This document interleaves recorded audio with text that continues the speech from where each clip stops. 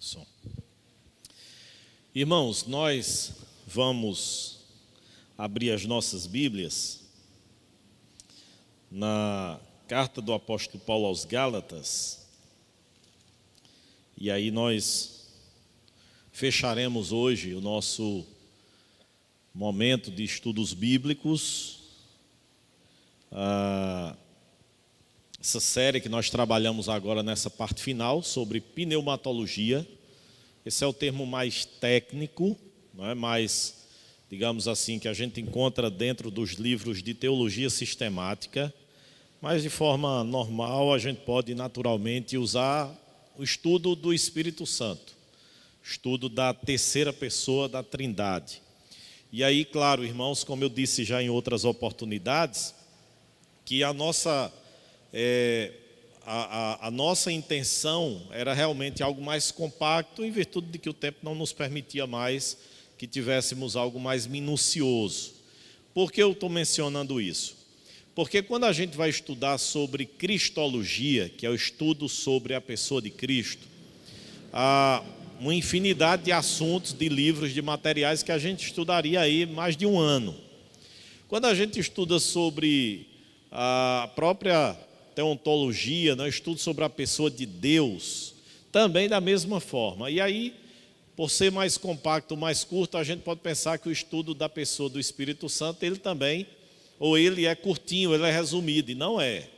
A gente passaria também aí um longo período estudando, mas o nosso tempo não nos permitia, então a gente tentou trabalhar algo mais compacto e ter uma visão mais geral a respeito dessa a área da teologia que é tão importante e que por vezes causa muita confusão no seio da igreja.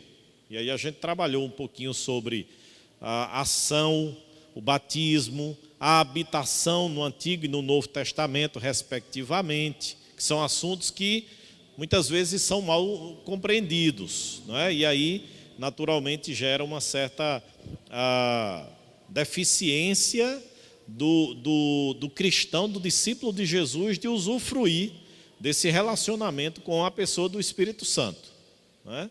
Então a gente tentou trabalhar um pouquinho sobre essas questões.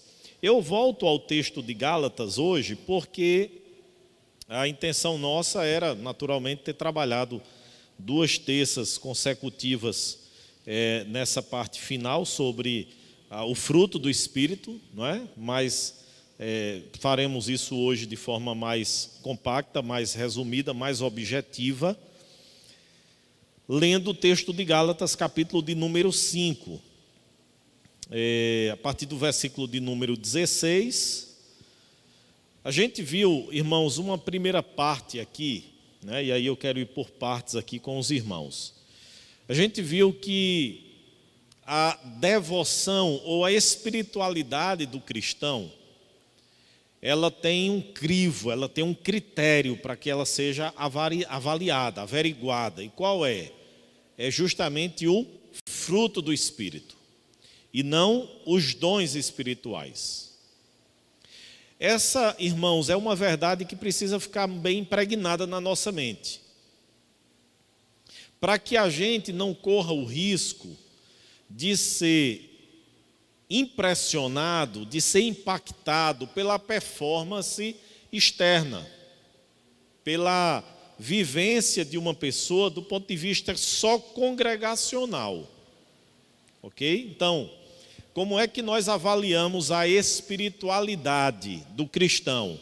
É pelo fruto e não pelos dons, tanto a nossa como a daqueles que convivem com a gente, certo? Então, é o fruto que demonstra a piedade, a devoção, a intimidade, o relacionamento com Cristo. Os dons são importantes? São. Mas os dons são importantes, como diz Paulo lá em 1 Coríntios capítulo 13, se tiver amor.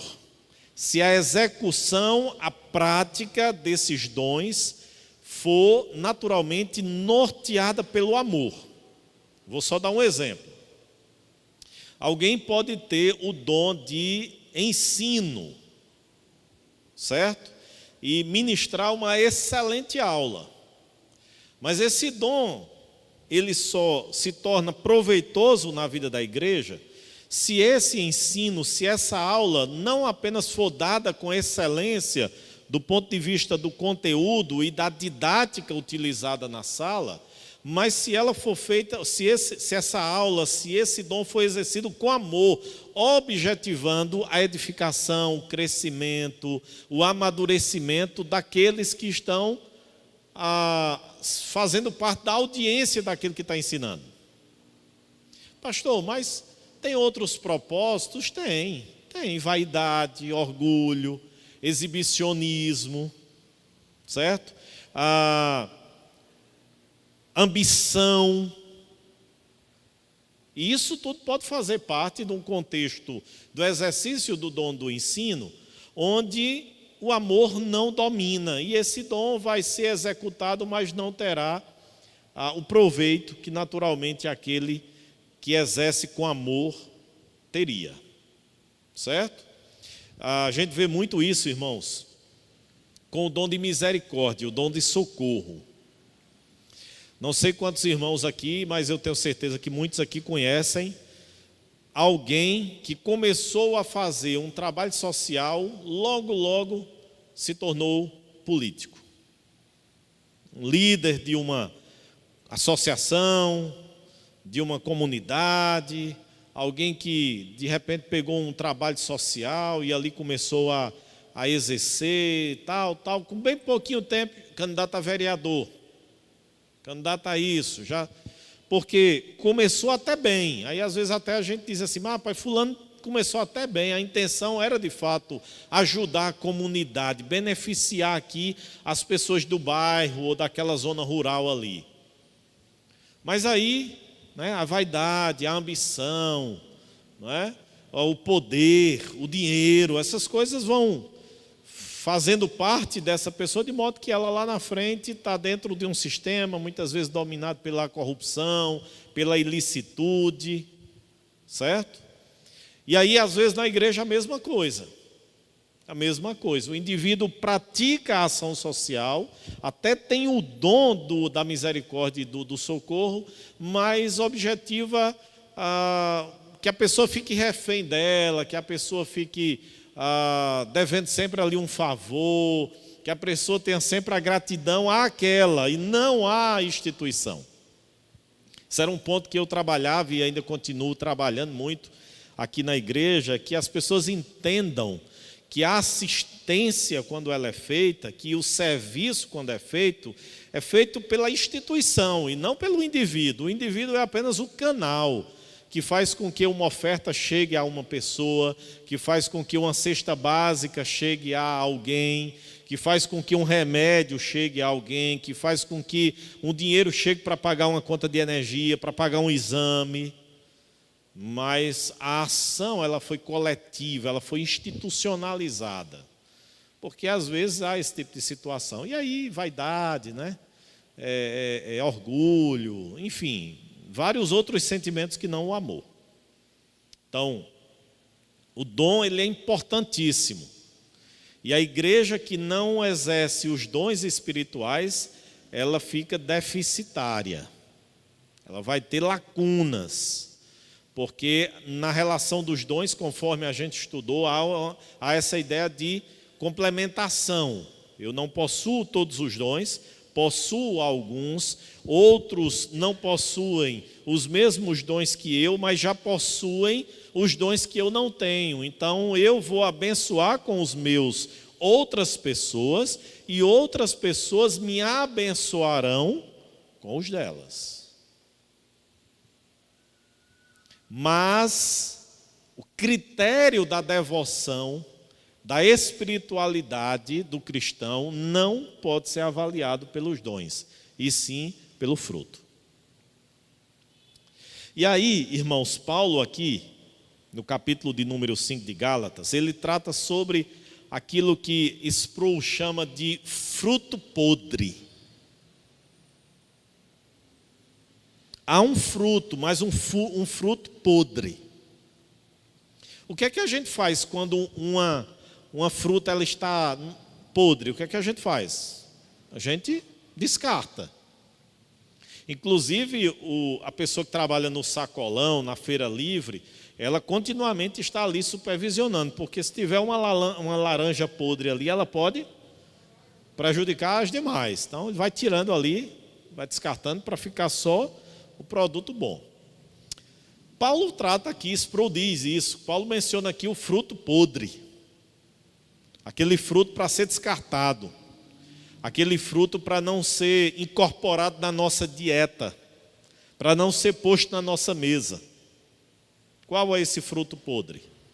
Capítulo de número 5, a partir do versículo de número 19. As obras da carne são conhecidas e são prostituição, impureza, lascívia, versículo 20, idolatria, feitiçarias, inimizades, porfias, ciúmes, iras, discórdias, dissensões, facções, invejas, bebedices, glutonarias e coisas semelhantes a estas. Percebam, irmãos, que aqui há um fruto podre. Há um fruto podre. E é interessante que Paulo trata de questões concretas, materializadas, a questões abstratas, que talvez estejam apenas no interior do indivíduo. Porque percebam que Paulo fala aqui sobre, por exemplo, prostituição. Prostituição é materializada, é a venda do seu corpo, é a sexualidade sendo utilizada como um balcão de negócios. Ok? Mas Paulo trata aqui sobre inimizades, sobre ciúmes. Claro que esses sentimentos, eles levam alguém a uma prática, uma ação concreta, mas, no geral, ele está lá imaterializado. Tanto é que há uma negativa, muitas vezes. Há uma negativa de que somos possuidores dessas obras, somos produtores desses frutos, quando, na verdade, eles estão marcando a nossa vida. Eles estão na mesa da nossa casa. Né? E aí, percebam, irmãos, será que nós não conhecemos pessoas que até demonstram os dons, mas que não demonstram com frutos bons, e sim com frutos podres? Claro que sim. Claro que sim. Há N exemplos, N pessoas, que na hora da reunião congregacional coletiva é a pessoa mais espiritual possível. Inclusive muito bem dotada. Prega, canta, ensina, aconselha, orienta, desenvolve uma função de liderança, preside, administra. Mas, quando a vivência é externa, é uma pessoa que produz muitos desses frutos aqui, dessas obras. E isso diz que são frutos podres. Por isso, irmãos, que é necessário a avaliação da devoção cristã, seja nossa, seja de outra pessoa, pelo fruto e não pelos dons. Porque os dons, eles podem impressionar os homens, mas não impressionam Deus. O fruto não. O fruto faz com que aqueles que convivem ao redor dessa pessoa percebam que realmente ela é diferente. Porque o que ela produz é diferente do que o ser humano natural produz. E o que é que ela produz? Aí vem o fruto bom, a partir do versículo de número 22. O amor, alegria, paz, longanimidade, vamos lá, irmãos? Benignidade, bondade, fidelidade, mansidão, domínio próprio. Então, há o fruto podre, e Paulo trata isso aqui, mas há o fruto bom, fruto espiritual. E aí a gente precisa fazer essa avaliação. Qual fruto eu tenho produzido? O que é que eu tenho colocado na mesa da minha casa, não é? O que é que eu tenho produzido? São frutos podres, os quais Paulo detalha e descreve aqui, ou é o fruto espiritual, o fruto do Espírito? Interessante, irmãos, Paulo fazer aqui e deixar bem claro que naturalmente nós não conseguimos produzir esse fruto bom, certo? Naturalmente, ninguém consegue produzir esse fruto bom. Naturalmente, o que todos conseguem é produzir os frutos podres. Por essa razão, o que é que Paulo deixa muito claro? Que a vida cristã, ela é uma guerra. Ela é uma batalha. Ela é uma luta. Olhe, irmãos, o que é que Paulo menciona aí no versículo de número 16, 17. Porque a carne milita contra o espírito, e o espírito contra a carne, porque eles são o quê? Opostos. Milita é guerrear, é lutar, é batalhar. E Paulo deixa muito claro, você só vai conseguir produzir o fruto bom, espiritual, se você depender do Espírito. Versículo de número 16. Digo, porém, andai no Espírito. Porque é uma guerra, irmãos. A vida cristã é uma guerra.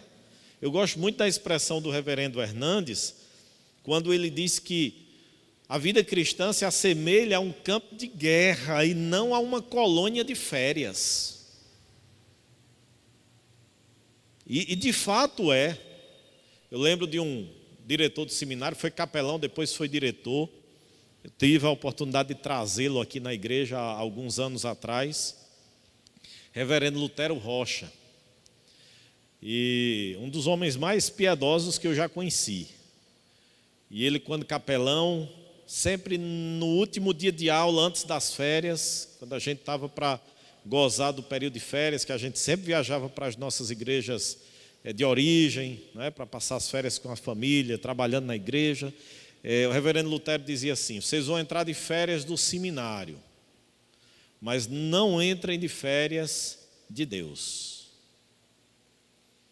Porque do relacionamento com Deus, vocês não podem tirar férias.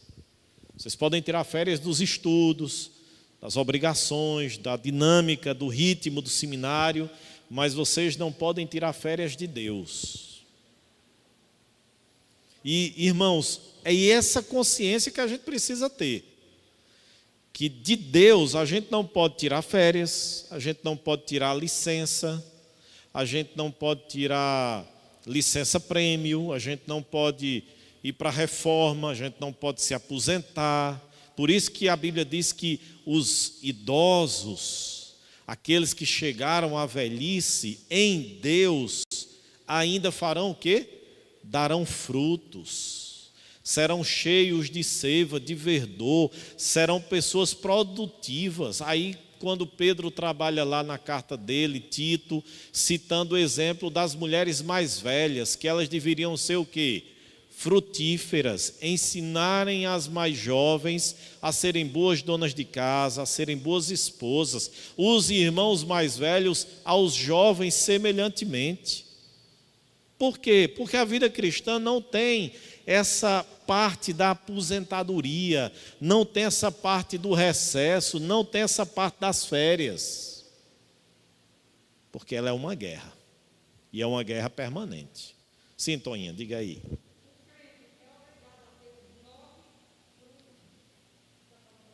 Exatamente, é obrigado porque não são, percebam que eu disse assim, eu estou me referindo a fruto do Espírito, eu estou me referindo no singular. E frutos podres eu estou me referindo no plural. Por que eu estou fazendo isso? Porque teologicamente, exegeticamente, Paulo não trabalha o fruto do Espírito como frutos. individuais. Paulo trabalha no singular, mas o fruto do Espírito é um fruto. Ele tem esses aspectos que são manifestados, mas é uma unidade. As obras da carne, não. Os frutos podres, não. Eles são distintos. Mas o fruto do Espírito é. Entende, irmãos? Então é uma unidade, Toinha. É singular, não é plural. Nós somos obrigados a evidenciar esses aspectos tratados por Paulo no fruto do Espírito, claro que somos.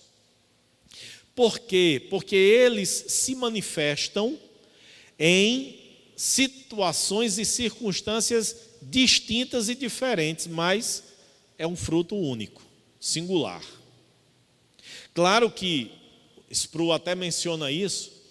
O amor é aquele que dá o norte, que dá a direção, que dá a linha, que dá o colorido a todas as outras, a todos os outros aspectos do fruto do Espírito. E aí a gente pode naturalmente se recordar de 1 Coríntios capítulo 13. Agora, pois, permanecem o quê? A fé, a esperança e o amor. Destes três, o maior é o amor. Então, a evidenciação do fruto do Espírito, ela tem como base, como alicerce, o amor. E aí, naturalmente, ela é evidenciada com longanimidade, com alegria, com paz, com bondade, com mansidão, com domínio próprio, com fidelidade, com benignidade. Certo? Mas é uma unidade que, naturalmente, tem as suas manifestações variadas e distintas de acordo com as circunstâncias às quais nós estamos inseridos. Ok? Exemplo. Quando o apóstolo Paulo está escrevendo a sua carta aos Filipenses, e Paulo está contemplando uma situação pessoal adversa, porque ele estava preso, Paulo diz no capítulo 4, versículo 4, alegrai-vos no Senhor, outra vez vos digo, alegrai-vos no Senhor. Paulo está falando da alegria. No próprio capítulo 4, mais à frente um pouquinho, Paulo vai chegar para Evódia e Sintique, duas irmãs da igreja, e vai dizer assim, rogo a Evódia, rogo a Sintique, que pensem concordemente no Senhor, andem de forma harmoniosa. No capítulo 2, Paulo fala sobre amor. Irmãos, vivei o vínculo, no amor que é o vínculo da perfeição. No 2,5, Paulo diz, tende em vós o mesmo sentimento que houve também em Cristo Jesus. Qual é? Humildade. Então, percebam que é um fruto só, mas que o apóstolo está abordando os vários aspectos em que esse fruto ele é manifesto, ele é evidenciado. É numa circunstância triste, adversa, pessoal, a gente experimentar essa alegria, essa paz. É numa circunstância em que nós somos hostilizados, ofendidos, atacados, a gente ter um ânimo, ou a gente ter mansidão, a gente ter ali um controle de não usar a força que nós dispomos para tal fim.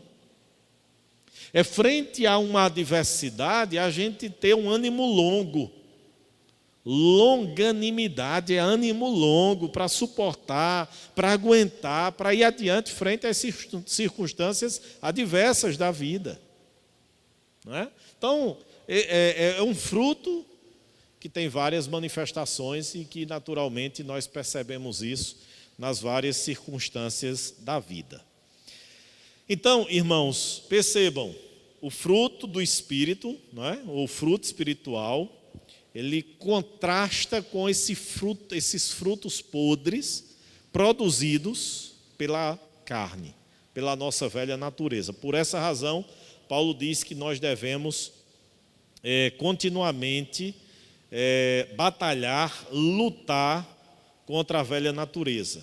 E eu sempre digo que a arma que o Senhor Jesus nos deu para essa batalha é arma espiritual. Não é arma carnal. Por isso que Paulo diz, andai no Espírito e jamais satisfareis as concupiscências da carne. Aquilo que é cultivado produz fruto. Aquilo que é cultivado produz fruto. E aí a gente precisa fazer essa análise, né, do que nós estamos cultivando. O que é que nós estamos cultivando? Nós estamos cultivando a carne ou nós estamos cultivando o espírito? Porque, mesmo que, irmãos, aqui é um ponto de equilíbrio que eu acredito que a igreja precisa ter. A gente vive, irmãos, uma época muito difícil em termos de rede social. Concordam comigo? As pessoas usam a rede social, a gente deveria usar a rede social de forma mais abençoadora, mais benéfica. Certo? Quando eu digo isso, eu me refiro ao quê? Você usar a sua rede social para você disseminar uma palavra bíblica, um versículo, uma mensagem com um conteúdo edificante, que a outra pessoa que vai ler, ou ver, ou ouvir, ela pode ser edificada, ela pode ser admoestada. A gente deveria usar a nossa rede social para esse propósito. Compartilhar alguma vitória, né? Já que a gente usa muito para compartilhar um pouco da nossa vida, mostrar o lado bom, compartilhar alguma vitória, algum êxito, compartilhar uma outra dificuldade que nós porventura estejamos passando, não é? Não há nenhum problema. Mas, desde que naturalmente a gente entenda por onde começa, né? Quando a gente compartilha uma vitória, primeiramente a gente precisa lembrar inicialmente de agradecer a Deus, de agradecer as pessoas que conviveram com a gente nesse período de luta para alcançarmos a vitória. Quando a gente compartilhar um momento de dor, de dificuldade, primeiramente ter entendido que a gente orou a Deus, que a gente chorou primeiramente diante de Deus e compartilhou com pessoas também amigas. Mas às vezes a gente, quando tem um momento, a primeira coisa é a rede social. A rede social sabe primeiro, né? Ou na rede social, a gente só não diz assim que a rede social é primeiramente informada mais do que Deus, porque Deus sabe tudo. Mas da nossa atitude, às vezes a gente primeiramente informa na rede social para depois ir orar a Deus. Não é? Então, esse é o grande problema. Mas eu não vejo dificuldade que você queira fazê-lo. Mas a gente vive hoje o contrário, né, irmãos? A rede social ela é utilizada para rivalidade, para alimentar rixas, para alimentar picuinhas, provocações, alfinetadas. Não é verdade? As pessoas usam as redes sociais para isso, para dar respostas, não é? Frente às provocações que receberam. Alguém disse alguma coisa com a gente foi ofendido, alguém está caluniando, difamando, a gente usa lá a rede social para dar o troco, para dar resposta, para dizer, eu não me importo com a sua crítica, eu não me importo com o que você diz, estão dizendo isso aí de mim, mas olha aqui. Aquela musicazinha pentecostal, né? Você pensou que eu tinha morrido, mas olha eu aqui. Parece que o crente vive continuamente esse clima de guerra, né? De pé de guerra com o outro. A gente vive uma guerra, mas uma guerra contra quem? Contra a gente mesmo. A maior guerra, e eu citei até Moody aqui um dia desses, pregando em Pedro, quando Moody disse assim, eu tenho mais medo do Moody, ou seja, está se referindo a ele mesmo, do que de qualquer outra pessoa. Mas tem gente que não se dá conta disso. Acha que o maior inimigo está fora, é o outro. Quando o maior inimigo que a gente enfrenta é a gente mesmo, o nosso coração, caído, pecaminoso. Essa é a verdadeira luta. Mas, e essas músicas, né, que são produzidas nesse cenário de hoje, são músicas que alimentam muito isso. Né? Assim, você está aí torcendo pela minha derrota, torcendo pela minha destruição, você não estendeu a mão para mim, você quis o meu mal, mas olha aí você agora, olha aqui onde eu estou. Então, a gente vive muito isso. E o crente que deveria ter uma atitude diferente. Né? O crente deveria ter uma atitude diferente. E a gente se esquece de que o que a gente... Duas coisas, né, irmãos, que a gente se esquece às vezes. Que Deus ouve a oração. E segundo, de que quando a gente fala algo do Evangelho, Deus nos põe à prova para vivê-lo.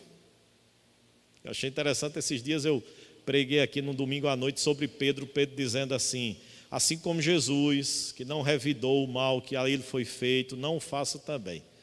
No dia seguinte, alguém fez algo comigo e eu tinha a oportunidade de revidar, e eu disse, eu tenho que viver o que eu preguei ontem à noite. O que eu preguei ontem à noite, eu tenho que viver. Então, Deus nos coloca para evidenciar, não é, o que a gente prega, o que a gente crê, o que a gente ouve na pregação, o que a gente lê. Não é? E aí, irmãos, voltando aqui para esse aspecto, rede social é o tempo inteiro estampado. Ninguém pode me julgar, eu não tenho satisfação a dar a ninguém e tal, aquela coisa toda. Não é?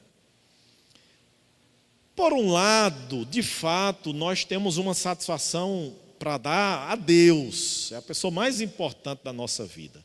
Há realmente comentários que não passam de maledicência mesmo, daquilo que eu até citei de Pedro também, né? Quando Pedro disse lá no capítulo 2, né? No capítulo 1, não se deixe vencer pela maldade. A maldade é aquela intenção de prejudicar outra pessoa. Então tem gente que é maldosa mesmo, que faz comentários maldosos mesmo. E aí você tem que tranquilizar o seu coração. Você não pode se preocupar e dizer, eu tenho satisfação a dar fulano, cicrano fez esse comentário, disse isso ao meu respeito. Eu só acho que não precisa ir para a rede social. Acho que não tem necessidade, mas ignore, não tem problema. Agora, por outro lado, o fato de que nem todas as pessoas têm o direito de exigir, julgar as motivações do nosso coração, e não têm, algumas não têm, certo? Por outro lado, a gente precisa entender que os frutos que nós produzimos demonstram quem nós somos. Os frutos produzidos por nós, eles servem para demonstrar aquilo que nós somos.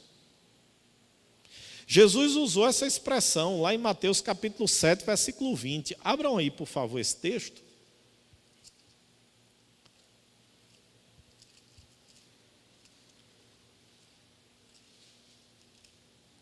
Abram aí, Mateus capítulo 7, versículo 20.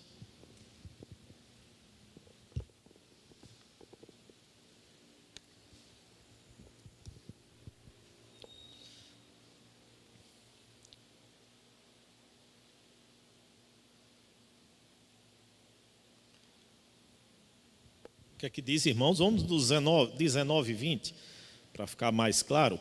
Toda árvore que não produz bom fruto é cortada e lançada ao fogo. Assim, pois, pelos seus frutos os conhecereis. Aí olha o que Jesus diz mais, né? Nem todo que me diz Senhor, Senhor entrará no reino dos céus, mas aquele que faz a vontade de meu Pai que está no céu. Mas naquele dia muitos dirão, Senhor, demonstramos dons, não é isso? Em teu nome nós profetizamos, expelimos demônios, fizemos milagres. Jesus vai dizer o que a eles? Nunca vos conheci. Apartai-vos de mim, malditos de meu Pai. Então, irmãos, a gente precisa ter cuidado, porque a linha é muito tênue entre aquilo que de fato nós precisamos produzir para que as pessoas realmente enxerguem Cristo na gente, e por outro lado, uma satisfação a pessoas maldosas, legalistas, fofoqueiras, que muitas vezes vivem continuamente para fazer o mal e prejudicar outras pessoas. São coisas distintas.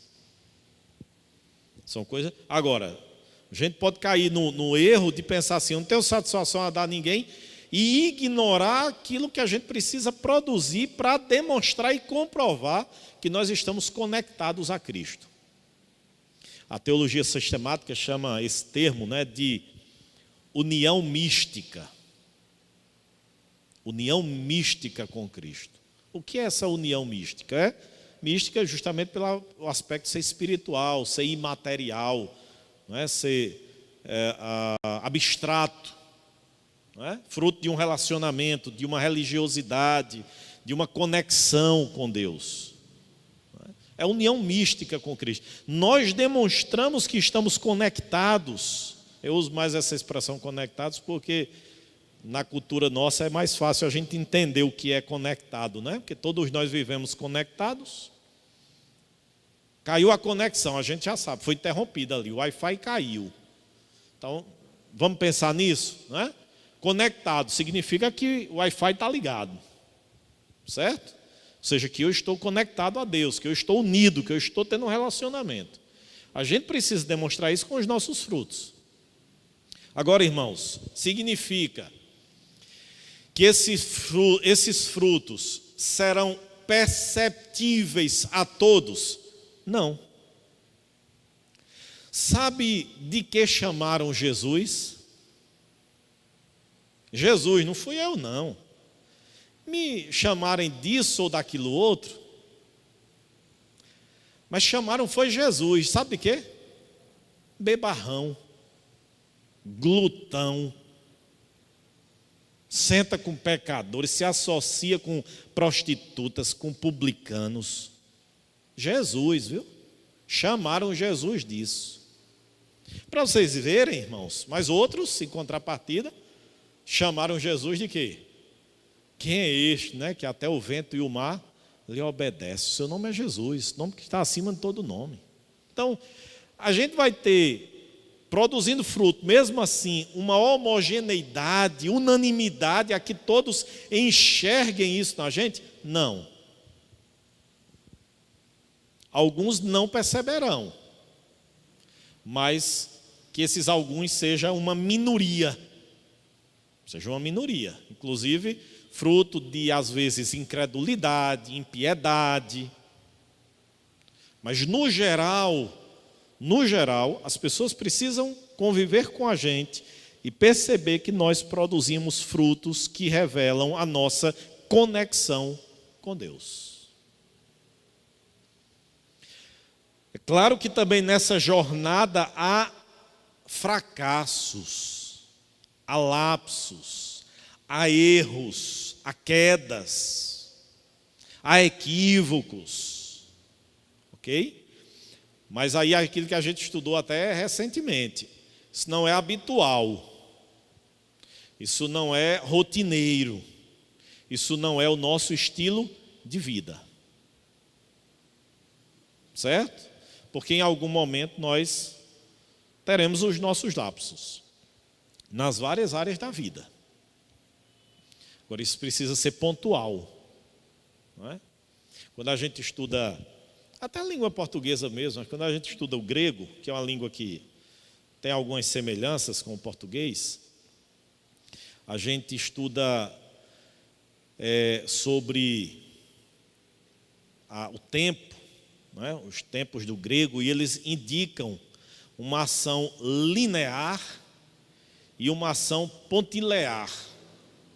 A ideia de uma ação permanente. Às vezes eu até dizia isso aqui quando estava trabalhando exegeticamente um texto, um verbo. Eu dizia, irmãos, esse verbo está no presente.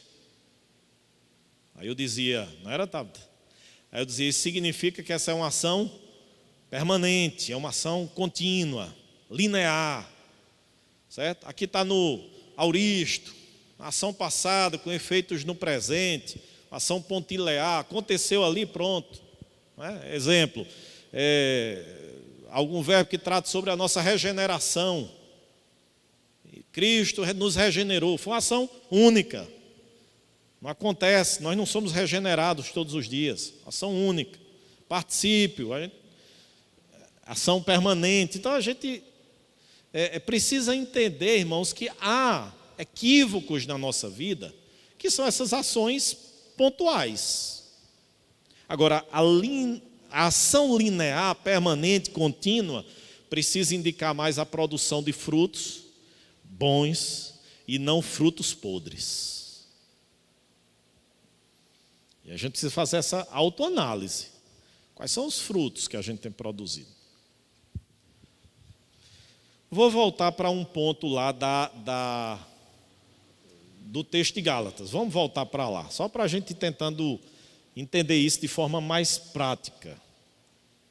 De forma mais prática. Eu fui pregar recentemente, irmãos, lá em São João do Cariri, num encerramento de um evento. E quando eu terminei de pregar, um professor de matemática, um senhor já, não sei nem se ainda dá aula, já aposentado, ele chegou para mim e disse: eu vou lhe chamar de professor, porque o que o senhor fez hoje à noite aqui foi uma aula. Eu entendi tudo que o senhor disse do começo até o fim. Eu disse: pronto, já está bom, mas valeu a pena a minha saída de Monteiro. Se você entendeu tudo que eu quis dizer hoje à noite, então, bênção. E aí eu sempre tento, irmãos, tratar de forma mais clara possível, porque não adianta aqui eu vomitar, né, conhecimento, teologia, pesquisa e tal, se os irmãos saírem daqui, achou o que foi que a gente aprendeu. Precisa tratar isso de forma muito clara, com exemplos, para que os irmãos evidenciem isso no dia a dia. Vamos lá. Obra da carne, ira. Eu pergunto aqui aos irmãos: quem nunca se irou? Levanta aí a mão. Ninguém, né? Todos nós um dia já pecamos com essa obra aqui, já produzimos esse fruto podre. Seja motivo razoável, certo? Aceitável, seja por uma questão tola, mas em algum momento a gente já se irou um dia. É um lapso, é um erro, é uma queda, é um fracasso, porque o ideal é que a gente não se ire. Agora, irá aqui e acolá é uma coisa. Ser uma pessoa iracunda é outra coisa. Um outro momento, a gente ter pecado porque a gente se irou, é aquela ação que eu disse lá, uma ação pontual. Ser iracundo é uma ação linear, permanente. É algo que caracteriza aquela pessoa. Aquela pessoa é iracunda. Aquela pessoa não aguenta nada. Aquela pessoa sempre vai ter aquela mesma reação. Aquela pessoa sempre age da mesma forma.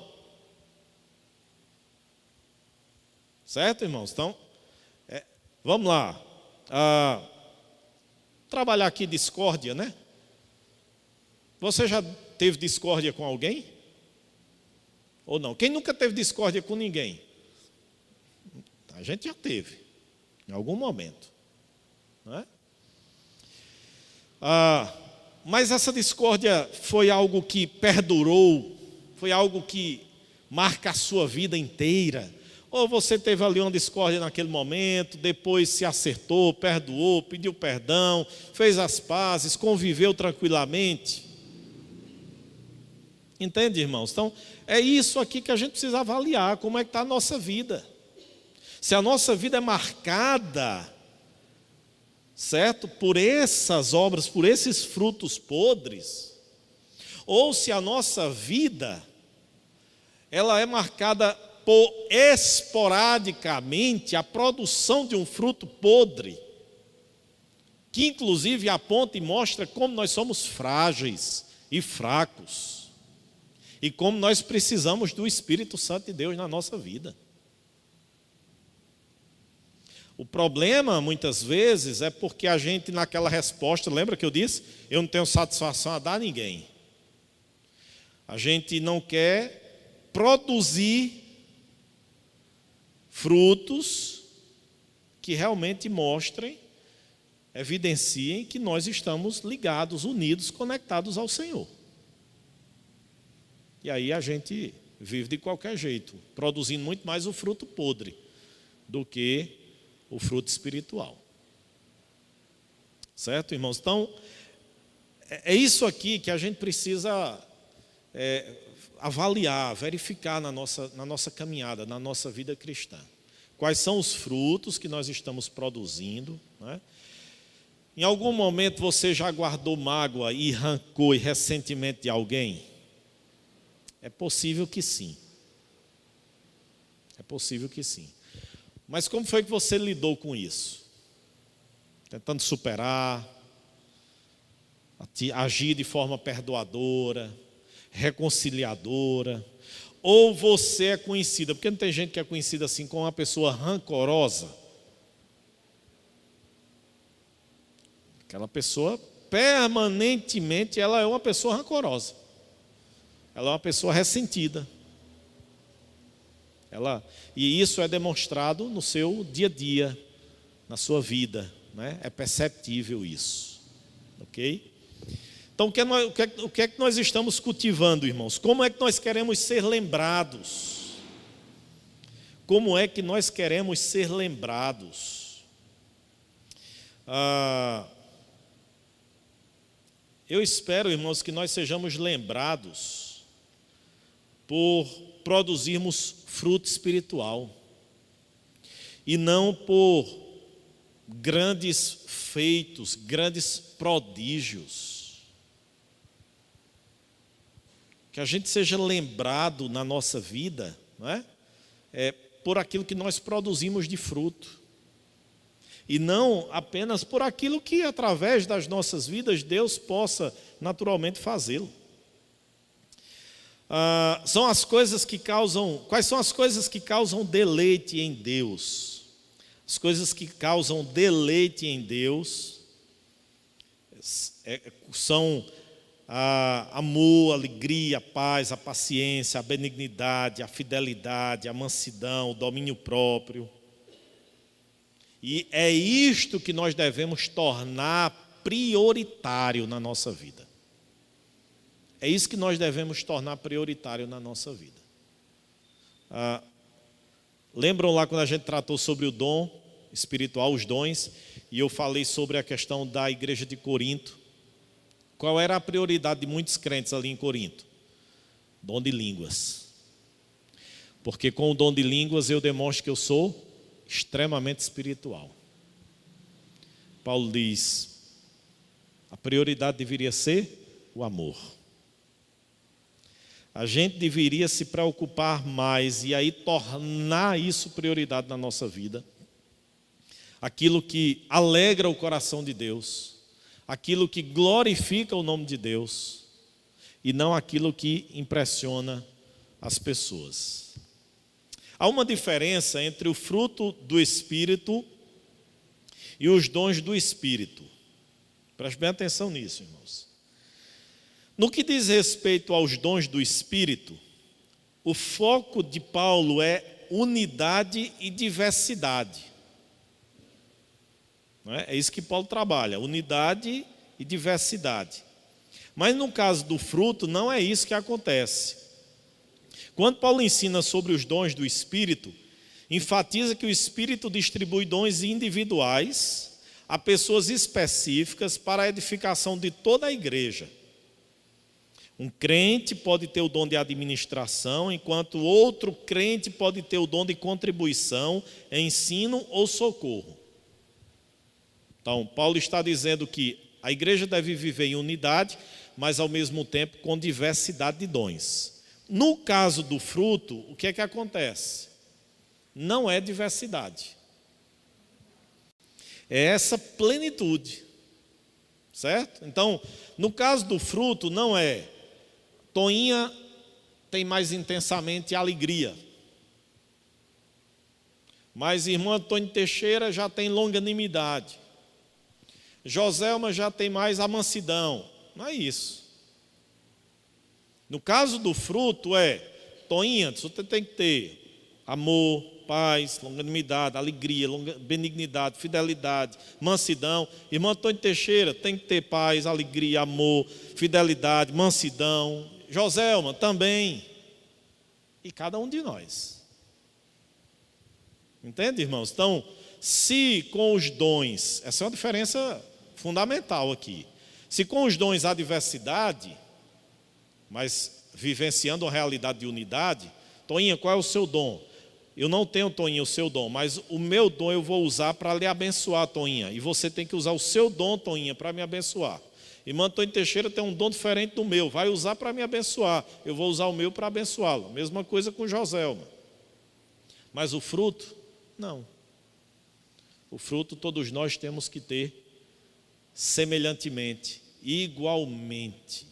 Então, é essa plenitude na vida de todo cristão. E aí eu quero fechar, irmãos, porque o tempo não nos permite detalhar um por um.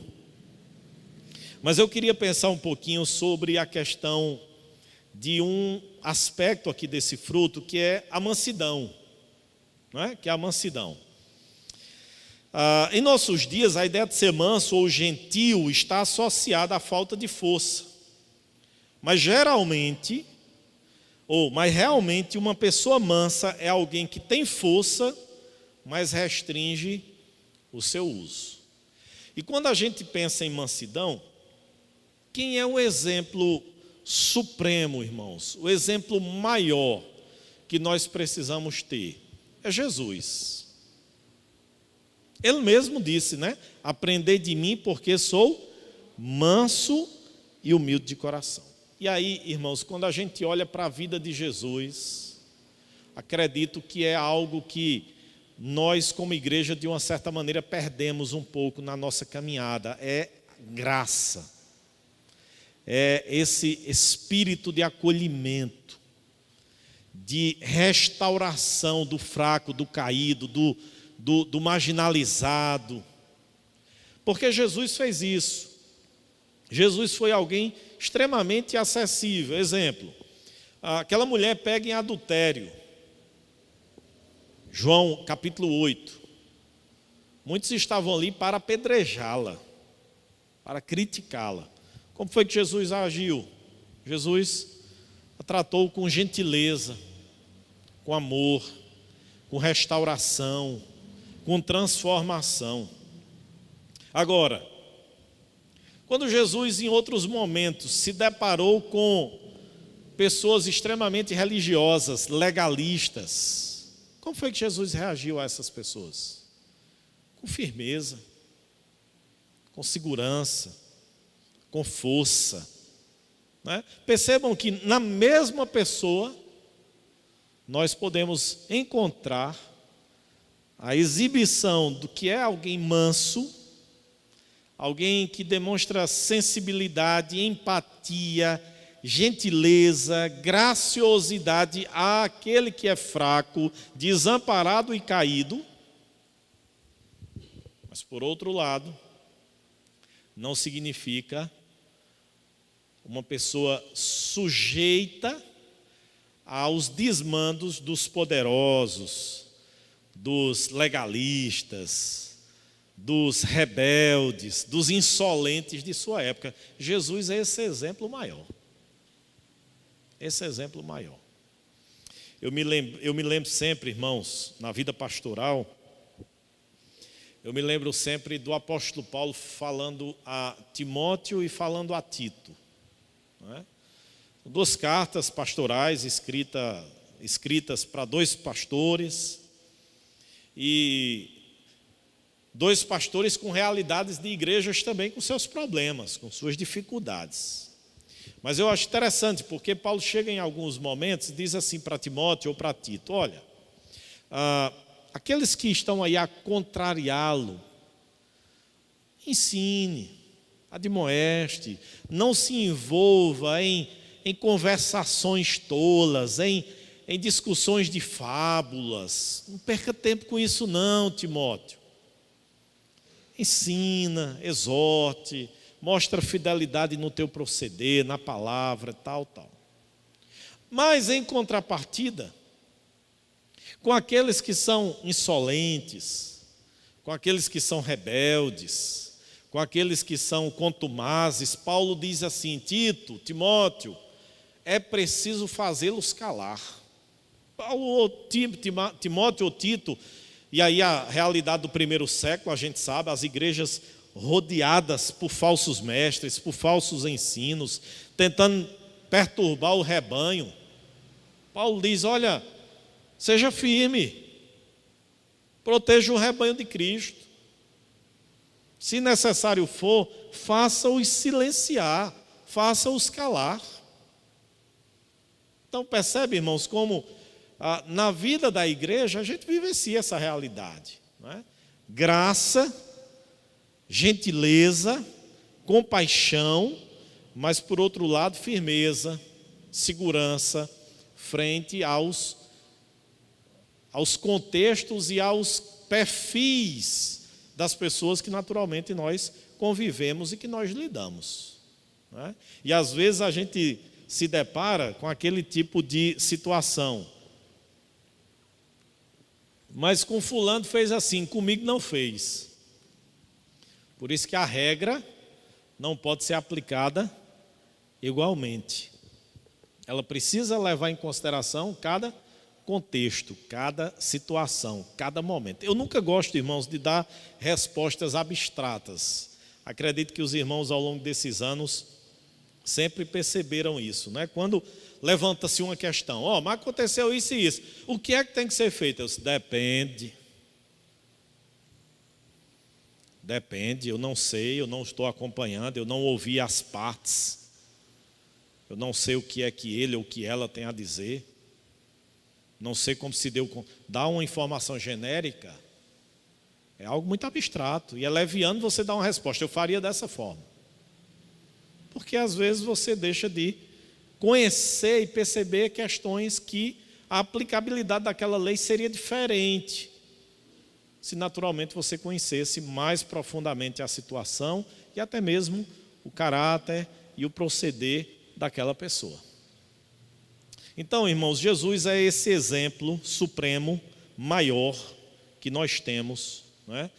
Da vivência não só da mansidão, mas de todos os outros aspectos aqui que formulam, não é, esse fruto espiritual, esse fruto do Espírito, não é?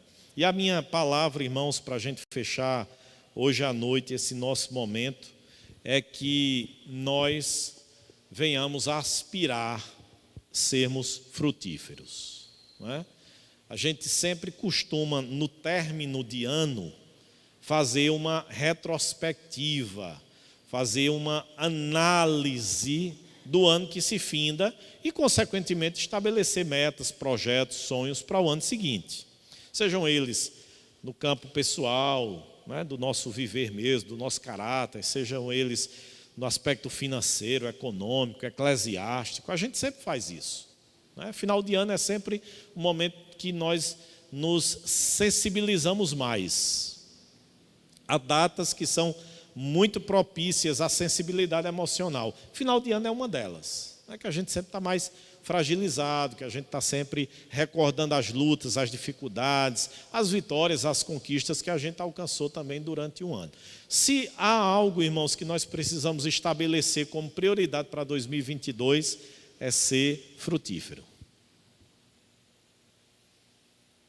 Estabeleça boas metas, estabeleça bons objetivos para o ano que vem, mas principalmente como prioridade, estabeleçamos a prioridade de sermos frutíferos. Aí, se nós entendemos bem o estudo de hoje à noite, a gente vai logicamente saber que para ser frutífero, não tem como a gente viver desatrelado da palavra e da oração.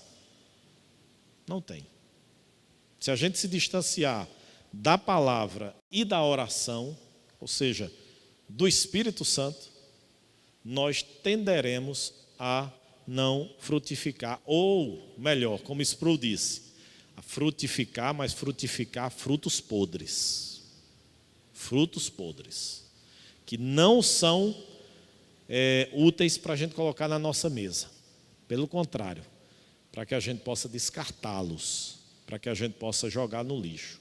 Para que as pessoas do futuro, irmãos, quando um dia nós todos não estivermos mais convivendo, as pessoas que se recordarem da gente, se recordem dos frutos que nós produzimos. E possam de fato dizer, esse aqui era um filho de Deus, essa mulher era uma serva de Deus, era uma mulher que amava ao Senhor, que produzia frutos. Esse era um homem que de fato amava e temia verdadeiramente o Senhor. Então, eu queria deixar essa palavra final no sentido de que a gente aspire em 2022 essa vida frutífera, para que Deus seja glorificado através das nossas vidas e para que o testemunho nosso seja e aponte para o nosso Deus, para o Senhor Jesus. Porque esses frutos, irmãos, são muito fáceis de a gente demonstrá-los aqui, esse fruto espiritual. 1 hora e meia, 2 horas, quando a gente se estende um pouquinho mais, né? É muito pouco. Irmãos, a vida congregacional nossa é muito pouco, muito pequena. A gente acha que é muito, é não. Olha a quantidade de horas que nós temos por dia, olha a quantidade de dias que nós temos. A gente vem, passa 1 hora e meia, 1 hora e 40, 2 horas aqui, a gente acha que é muito. Aqui é fácil, mas o fruto é lá fora. E é lá fora onde Deus nos planta para que a gente testemunhe do nome de Cristo Jesus. Amém, irmãos? Vamos.